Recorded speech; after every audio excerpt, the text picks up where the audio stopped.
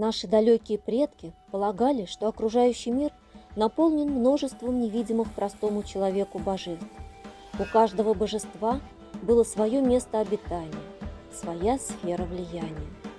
Мордовские боги, как и народ мордовский, любят деревья и часто выбирают их в качестве своего жилья.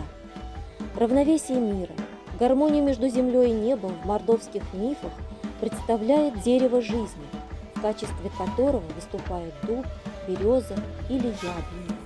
Существует предание о происхождении 3 сестер-богинь – Нора-Фавы, Варма-Авы и Вирь-Авы. В центре земли росла необычная береза. 3 ветви составляли ее крону, 3 разветвления – корневища. Своими зелеными ветвями она закрывала даже солнце. Не было на свете никого, кто бы видел и слышал про нее. Но однажды большая птица, посланница Бога, нашла ее и свела в ее кроне гнездо.